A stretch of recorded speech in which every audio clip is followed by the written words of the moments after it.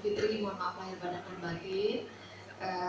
Kiranya dengan semangat Idul Fitri kita tetap menjadi agen-agen sehat untuk orang-orang di sekitar kita. Baik, sore ini kita akan membahas tentang nyeri kepala dan solusinya. Kita semua pasti pernah nyeri kepala gitu ya. Ini hanya refresh saja. Saya tidak mencari topik yang sulit atau nanti ada saatnya topiknya agak sulit gitu ya. Tetapi biasanya ibu-ibu bapak pasti pernah mengalami atau pernah melihat atau pernah mengatasi malahan gitu ya. Nah, kita akan melihat beberapa jenis nyeri kepala, mungkin pernah dengar tentang migrain kah, tentang sinus dan sebagainya. Kita akan melihat ngintip sedikit karena sangat luas, sangat ketika kita bahas satu-satu sangat detail dan punya ciri-ciri sendiri-sendiri. Nah, saya mencoba mencari gambar yang mempermudah kita mengingat. Dan mungkin Bapak Ibu pernah merasakan atau pernah melihat orang itu sakit seperti itu. Slide, ya ini dia. Headache itu nyeri kepala, ternyata bermacam-macam gitu ya. Yang mungkin yang paling sering Bapak Ibu migrain gitu kan. Migrain itu apa? Rasanya sangat nyeri gitu ya. Kemudian ada rasa mual, gitu, ada mual-mualnya. Kemudian ada gangguan penglihatan.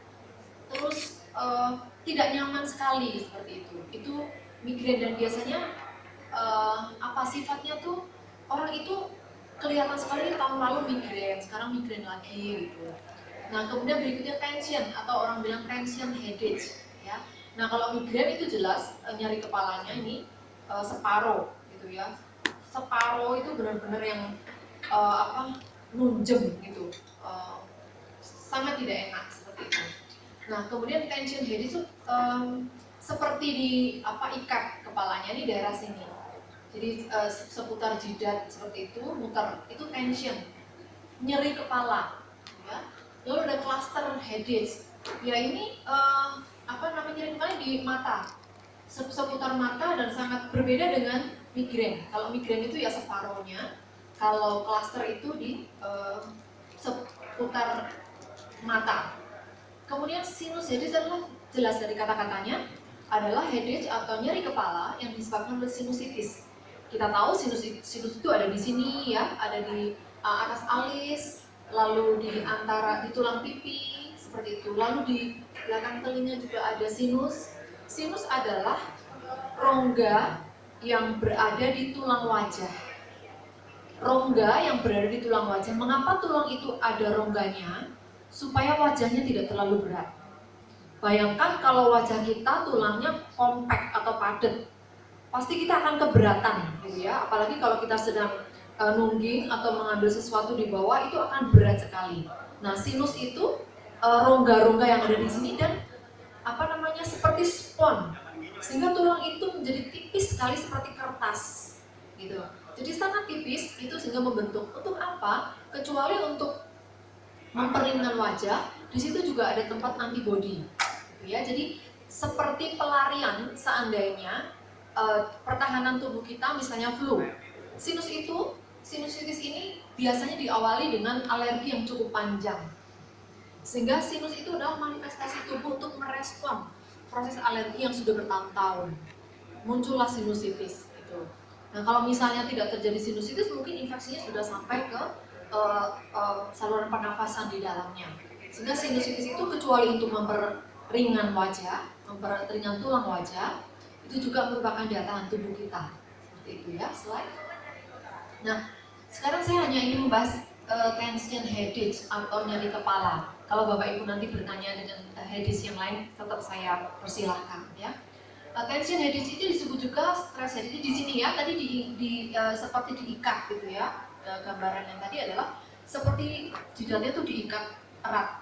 Banyak sekali diderita oleh orang dewasa. Tapi tidak menutup kemungkinan sekarang anak-anak kecil semakin bisa merasakan apa yang dirasakan orang tua. Penyakit apa saja? Obesitas, semakin banyak anak kecil menderita, gitu ya. Semakin tidak hanya semakin muda usianya, tapi semakin banyak. Demikian juga penyakit-penyakit orang dewasa. Anak-anak kecil sekarang juga bisa merasakan pusing seperti itu, atau headache. Pusing dan nyeri kepala kita bedakan nanti ya. Kita sama-sama punya kesepakatan. Oke, slide. Nah, tension headache atau nyeri kepala itu ada dua, dibagi menjadi dua. Ini tidak perlu dihafal, cuman kita mengerti saja. periodik atau episodik dan kronis. Kalau periodik itu kurang dari 15 hari dalam sebulan. Jadi period ya, jadi dia menderita tapi kurang dari 15. Sedangkan yang kronis atau yang lama itu lebih dari 15 hari. Bayangkan 1 bulan nyeri kepala 15 hari, 15 harinya sehat. Sangat tidak enak ya. Nanti kita akan lihat mengapa bisa terjadi. Slide. Nah ini dia penyebabnya. Penyebabnya adalah saya tidak menduga ketika saya mencari, membuka buku, membuka literatur dan sebagainya, itu ternyata ada banyak faktor yang sebenarnya kita tidak duga itu menjadi penyebab. Anak-anak sekolah atau ulangan di ujian itu bisa menjadi penyebab nyeri kepala, atau mau olimpiade gitu ya, mau lomba, itu bisa menjadi nyeri kepala. Salah satu manifestasi dari tubuh karena dia stres, itu bisa menjadi. Kemudian banyak sekali pekerjaan yang dilakukan, mungkin bisa jadi sampai jam 2 malam belum selesai gitu ya. Kalau itu jelas kelelahan yang sangat, atau orang biasa disebut fatigue. Fatigue adalah kelelahan yang sangat kronis. Bapak Ibu kalau lihat Bayu ada kan fatigue gitu ya. Kapan-kapan saya akan sebenarnya apa sih itu fatigue gitu. Kelelahan yang sangat yang sudah nggak bisa diatasi oleh diri sendiri. Capek sekali, stres banget gitu. Nah, bisa jadi menjadi bermanifestasi nyeri kepala. Kemudian berlibur tuh ternyata kalau Bapak Ibu berlibur pusing nggak ya? Atau malah seneng? Ternyata ada orang-orang tertentu yang kalau mau liburan itu nyeri kepala. Kenapa? Mungkin kalau kita masih ingat waktu kecil, kalau kita mau liburan lupa tidur gitu, emang nggak bisa tidur gitu ya, sehingga muncul nyeri kepala. Ya sebenarnya ending-endingnya karena kurang oksigen gitu. Lalu ini adalah ada orang yang memotong rumput. Kira-kira ini sedang apa ya Bapak Ibu? Ini adalah orang yang sangat perfeksionis. Jadi ketika perumput 1 atau 2 saja tidak sama dengan yang lain, dia akan gunting. Mungkin yang tension kita kali ya, ini orang ngapain gitu ya. Tapi orang-orang yang punya karakter perfeksionis, dia akan cenderung tension headed karena dia akan mencapai sesempurna mungkin. Ya, slide. Ya, pekerjaan yang sangat banyak itu juga menjadi beban, menjadi penyebab jadi nyeri kepala. Kemudian kecuali pekerjaan yang banyak, juga cara duduk yang salah, karena ini akan mempengaruhi oksigenasi ke otak, akan mempengaruhi otot-otot yang sebenarnya tidak dipakai, dan dia kelelahan otot, otomatis kan oksigen akan mensuplai, ayo bekerja lagi. Kemudian posisi tulang yang tidak benar, ini adalah skoliosis. Skoliosis ini banyak sekali menyebabkan penyakit. Atau ternyata misalnya ketika orang pusing atau nyeri kepala, terus ternyata masalahnya di sini. Ya kita mau obatin 1 ton pun juga nggak akan sembuh gitu. Mesti dicari akar masalahnya sehingga harus diperbaiki. Banyak sekali anak-anak juga menderita skoliosis sekarang gitu. Termasuk anak saya yang nomor 2, saya cukup kaget kemarin dia sudah naik kelas 2 SMA. Saya dong, kenapa kamu nak? Saya evaluasi, waduh ini mesti harus harus diupayakan bagaimana caranya. Lalu saya bilang kamu mesti gelantungan kayak monyet gitu. Kita bikin seperti besi gitu di atas, dia harus menggantung. Ketika dia memegang, kakinya harus terangkat sehingga terapinya adalah gravitasi bumi. Kecuali itu saya juga berikan kalsium gitu ya. Nah ini seperti ini juga ternyata happy holidays itu juga menyebabkan nyeri kepala seperti itu. Ini adalah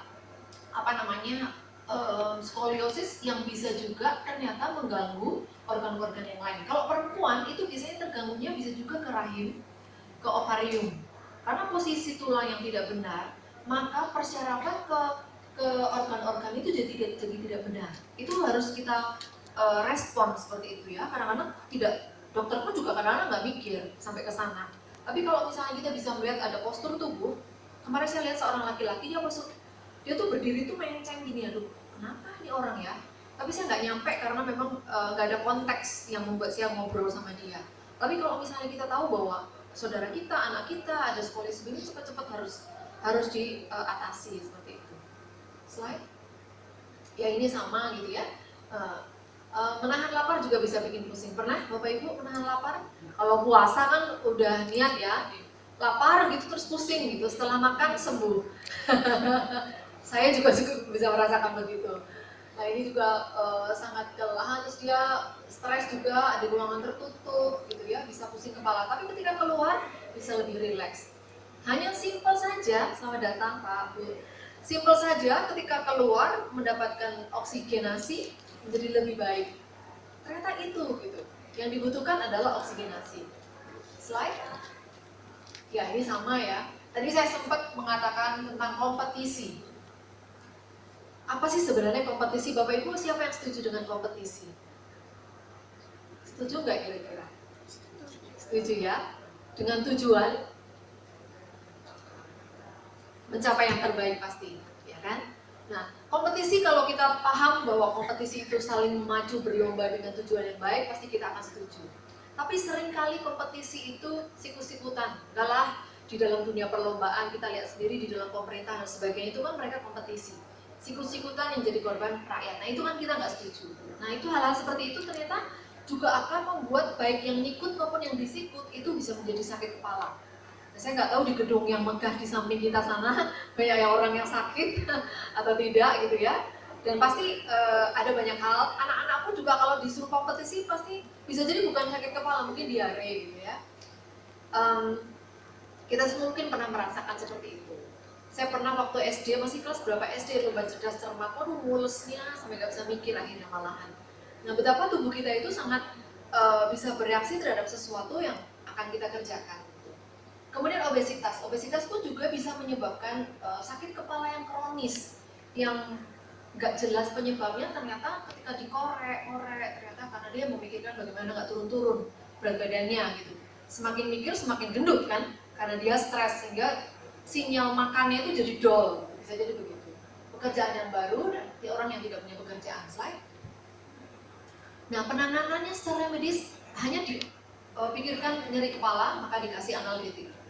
Gitu ya. Stres, depresi, maka dikasih anti-ansietas, antidepresan. Seperti itu. Kalau misalnya kelelahan ya cuma dipijit doang. Ya kalau misalnya stres ya ayo mulai aja hidup. Kemudian juga relax. Nah ternyata relax tadi traveling bisa menyebabkan tension headache tapi bisa menjadi obat juga. Nah tinggal kita menyikapinya bagaimana. Slide. Ya. Produk-produk yang Ibu Bapak bisa berikan, Ibu Bapak bisa menganalisa kira-kira tension headache-nya kenapa. Nah kalau saya tulis spirulina ini kan manfaat spirulina semuanya nih ya, manfaat spirulina semuanya. Nah kalau Bapak Ibu menganalisa orang lain atau diri sendiri, ini apa ya, kenapa ini? Mengapa, nah sekarang saya balik bertanya, mengapa spirulina menjadi pilihan? Mungkin ada yang bisa bantu jawab? Sebelum Bapak tanya, saya tanya duluan. Ya? Menurunkan tensi. Menurunkan tension, oke. Bisa. Ada lagi? Dari gambar ini bisa dilihat. Ya, ini hubungannya dengan oksigenasi. Anemia ini kan berarti dia kekurangan darah, otomatis kekurangan oksigen. Tadi. Orang yang tension itu kan berarti kekurangan oksigen. Otomatis kalau misalnya spirulina bisa diberikan menjadi suplemen, suplemen itu artinya menambahkan ya Bapak Ibu ya, tidak mengobati, menambahkan dan melengkapi. Kalaupun misalnya nanti ada penyakit jadi sembuh itu bukan terus kita just ini diobati oleh spirulina, tidak, tapi menambahkan dan melengkapi sehingga fungsi tubuh kita itu menjadi optimal. Nah, ketika spirulina diberikan itu akan mengoptimalkan sel darah merah. Spirulina isinya banyak sekali, termasuk ferrum atau zat besi, gitu ya, antioksidan dan sebagainya, banyak sekali sehingga komposisi dari sel darah merah ini menjadi lebih bagus, menjadi lebih optimal, menjadi lebih banyak oksigen yang dibawa. Nah, bagaimana kalau sudah tersedia sel darah merah, ternyata oksigen nggak terangkat? Nah, kita mesti pikirkan, biasanya Bapak Ibu kalau headache, kalau tension, kalau stres apa yang dilakukan? Atau kita melihat orang stres, apa yang dilakukan? Yang paling gampang tidak bayar saat itu bisa dilakukan. Rokok. Rokok. Mungkin. Oke, ada lagi? Yes, tarik nafas panjang. Itu hubungannya dengan sel darah merah. Bapak Ibu menarik nafas yang panjang, berhenti, maka alveoli di sini akan menghirup oksigen sebanyak-banyaknya. Nah, saat itu juga CO2 akan dikeluarkan sebanyak-banyaknya. Ketika oksigen dihirup sebanyak-banyaknya melalui paru-paru dan diikat oleh sel darah merah, maka pasti akan lebih rileks. Ya. Senam pernafasan atau kita punya kebiasaan berhenti 5 menit saja untuk bernafas panjang, berhenti, hitung sampai 5, keluarkan pelan-pelan. Berapa bulan yang lalu saya ajarkan seperti itu ya. Itu oksigen itu masuk semuanya. Nah, itu akan mengefektifkan spirulina, kerja spirulina. Kemudian tentunya dengan relaksasi, sering tersenyum dan sebagainya ya. Tapi saya hanya ingin dengan kaitannya dengan oksigenasi adalah pada kandungan antioksidannya dan zat besi, dan bagaimana upaya kita juga mengoptimalkan oksigen masuk ke dalam tubuh. Ya, kecuali itu juga daya tahan tubuh. Kita tahu spirulina manfaatnya banyak sekali. Slide.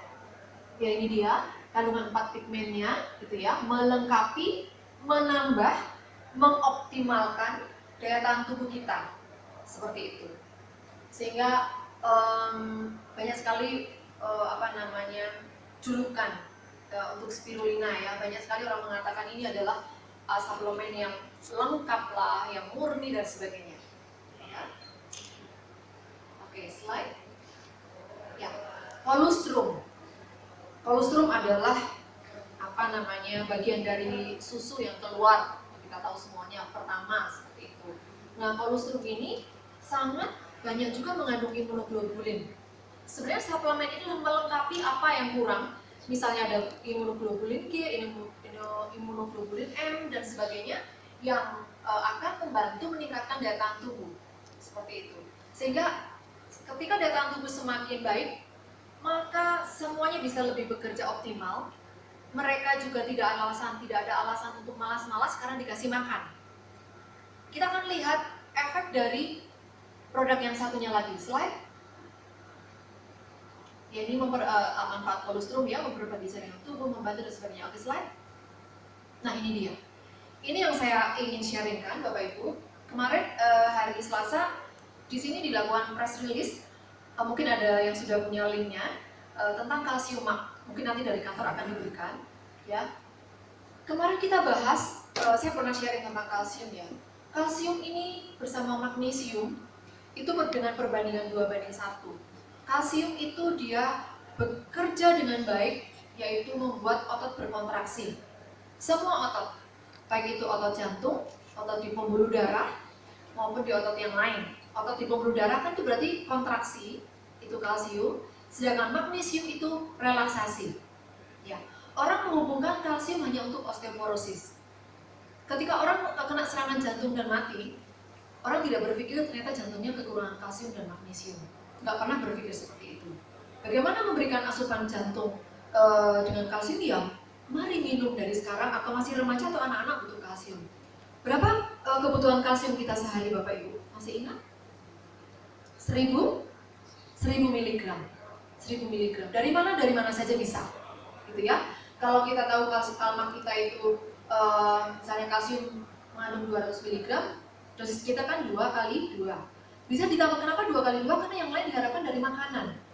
Karena kita tidak mengatakan harus minum 1000 mg dari suplemen, tidak.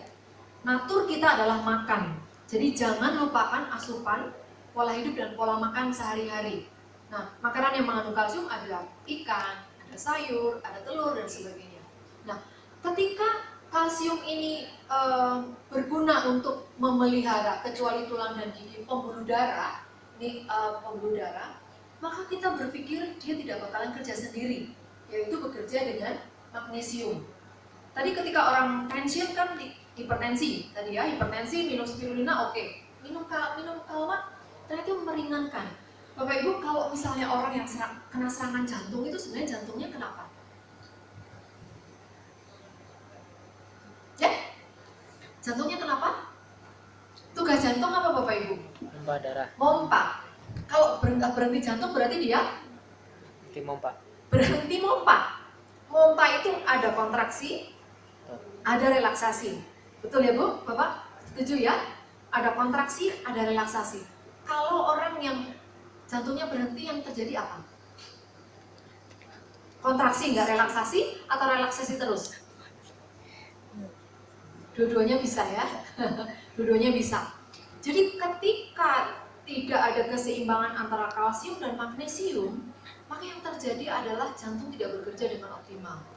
Sehingga kalsium dikatakan dia memelihara beat atau denyut jantung.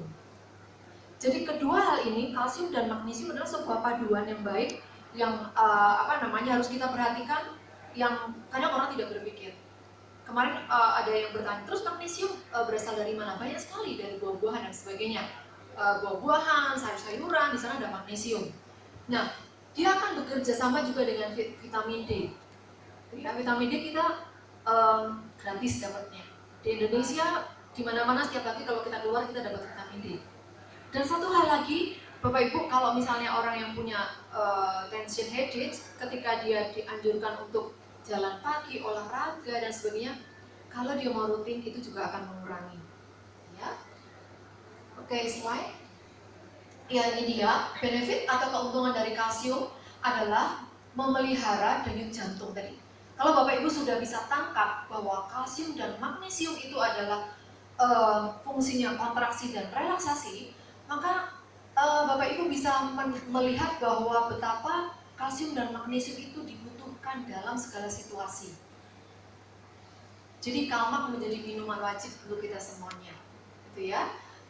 Kemudian pembuluh darah tadi, anak-anak kadang-kadang kita nggak pernah berpikir ketika anak-anak tidak konsentrasi, ketika anak-anak tidak fokus, ternyata dia kekurangan kalsium. Ketika dia kekurangan kalsium, maka dia tidak akan ada komunikasi antar sel. Saya pernah mengatakan bahwa kalsium adalah merupakan komunikator antar sel. Sehingga ketika kalsium itu berkurang, maka komunikasinya juga nggak nyambung. Jadi nanti akan ini misalnya sel ini berbicara dengan ini misalnya ya. Ini kan ada seperti sinaps itu berarti ada pasangan yang mengkomunikasikan misalnya. Dia mau mengkomunikasikan tolong ambilkan gelas atau memikir tentang matematika, nyambungnya apa nggak jelas. Ternyata peran ion kalsium itu sangat besar, Bapak Ibu. Nah, bagaimana kalsium terserap sempurna? Tidak cukup hanya mengunyah sampai lembut. Saya selalu cerewet ya, mengunyah sampai lembut baru telan. Tidak cukup hanya minum air putih 2 liter sehari, kurang cukup ternyata. Tidak cukup kita asal minum protein dan sebagainya. Kalau kita tidak perhatikan kebutuhan kalsium kita sehari-hari. Nah, solusi kalmak ini sangat bagus karena memang sudah menyediakan pasangan yang serasi. Kalsium 2 perbandingannya kalsium 2 magnesium 1 seperti itu ya. Kemudian jelas untuk osteoporosis ini dia adalah merupakan 99% itu ada di tulang dan gigi, sedangkan 1% itu ada di proses metabolisme. Baik itu pembekuan darah, baik itu beat atau denyut jantung, baik itu komunikasi di dalam syaraf di otak maupun di dalam pembuluh darah. Ya. Di dalam pembuluh darah ini juga komunikasinya juga sangat erat ya. Misalnya ini kan kayak selongsongan Bapak Ibu ya. Ini adalah gambaran dari pembuluh darah yang ini ada gambaran ototnya. Ya, sedangkan ini ototnya nggak ada. Inilah pembuluh darah jantung kita. Kalau jantung di sini atau pembuluh darah ini rapat, maka otot yang di sini tidak bisa mendapatkan tenaga. Sehingga itu yang menyebabkan otot itu berhenti berdetak, berhenti kontraksi maksud saya. Karena tidak mendapatkan asupan makanan, oksigen dan kalsium itu sendiri. Ya. Jadi kalsium itu sangat bermanfaat dan sangat baik. Tema yang diangkat kemarin adalah kalsium dan obesitas. Saya agak melenceng sedikit, tetapi karena ini masih fresh saya harus ngomong. Nah, apa hubungannya kalsium dengan obesitas? Orang-orang yang kekurangan kalsium bisa obesitas. Di mana nyambungnya? Nyambungnya adalah ketika kalsium yang masuk ke dalam tubuh itu turun, ada enzim yang namanya enzim sintetase, dia akan meningkat. Apa kerja enzim sintetase? Enzim ini mengubah kalori menjadi lemak. Saya ulang lagi ya. Ketika asupan kalsium di dalam tubuh kurang atau turun, enzim sintetase naik. Tugas enzim sintetase adalah mengubah kalori menjadi lemak. Bayangkan, Kalau kalsiumnya tidak mencukupi, maka enzim sintetasnya akan bekerja terus. Kalorinya akan diubah menjadi lemak terus. Seperti itu. Karena apa? Karena sel-sel tidak aktif. Karena sel-sel tidak bisa saling bicara, jadi mereka males. Tapi ketika kalsium masuk, semuanya jadi aktif. Sel-sel di sini berkomunikasi, di pembuluh darah kontraksi juga bagus, jantung juga bekerja dengan baik. Semuanya bergerak termasuk sel pankreas. Sel beta pankreas akan memproduksi insulin lebih baik lagi. Sehingga kalsium bisa dikatakan mencegah diabetes. Hal ini sangat penting, sehingga Bapak Ibu jangan lupakan kalau Bapak Ibu ada orang yang ingin menurunkan berat badan, itu tambahkan kalsium. Walaupun Ibu mengatakan tanpa kalsium juga turun, oke. Tapi jika nanti sudah selesai, maintain-nya, masukkan kalsium. Selesai program, masukkan kalsium. Hal ini sangat, ketika saya membongkar itu semuanya, saya iya ternyata kita nggak pernah loh pikirkan. Kita hanya memikirkan satu hari berat badan, satu hari kalori yang dibutuhkan apa, berat badannya berapa, tinggi badan berapa, kalori berapa. Pikirkan nggak kalsium, nggak pernah kan? Nah, ketika kita sadar itu, maka kita akan dengan senang makan kacang merah, makan kacang hijau. Apakah itu memenuhi? Enggak. Maka kalsium bisa membantu kita menjadi melengkapi dan menambahkan, gitu ya. Dan jangan lupa, ini yang satu hal yang harus dilakukan adalah olahraga.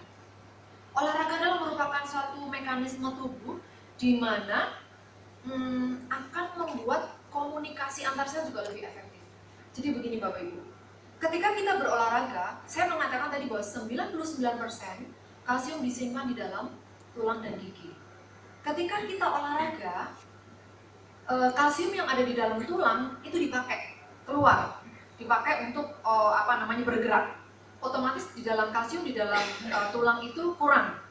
Lalu kita minum atau kita makan daging, maka kalsium yang ada di dalam daging itu akan terserap sempurna ke dalam tulang. Jadi itu muter terus. Kalau tulang itu tidak pernah dipakai olahraga, kita mau makan kalsium sebanyak-banyaknya itu tidak efektif.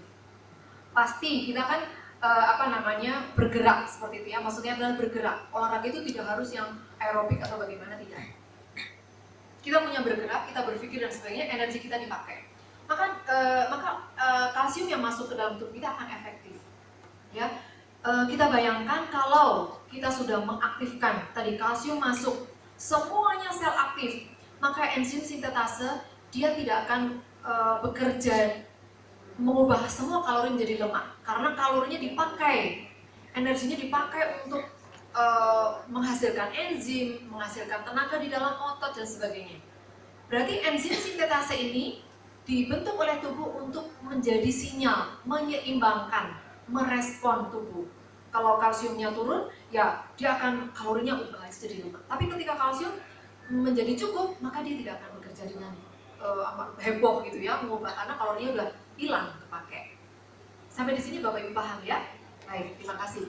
Ya, kalsium dan magnesium sekali lagi dibutuhkan dari anak-anak sampai dewasa. Atau kalau dosis remaja atau pemuda itu 1000 mg. Kalau untuk orang hamil biasanya lebih. Tetapi tetap saya selalu sarankan bahwa makan sayur dan sebagainya itu juga tetap. Jangan membuat kita males. Bukan mengganti, bukan Bapak Ibu ya. Kalau misalnya aku udah minum kalsium jadi aku nggak perlulah makan daging misalnya, tidak begitu. Tapi justru itu melengkapi dan mengoptimalkan. Slide. Ya, kemudian noni. Apa hubungannya noni dan heritage? Siapa yang Rilekskan. Ya. Merilekskan. Yes, merilekskan. Membuka pembuluh darah. Noni ini ada NO-nya, ada argininnya, yang ketika diminum berubah jadi NO, di mana NO bisa melebarkan pembuluh darah sehingga menjadi rileks. Ya, ini adalah komposisi noni ya. Oke, slide. Ya, selain itu ini adalah manfaatnya noni ya, banyak sekali, dan waktu itu saya sempat bahas tentang noni. Oke, slide. Ya, oh ternyata sudah habis slide. Terima kasih Mas Mario. Ya. Oh yang tadi Mas.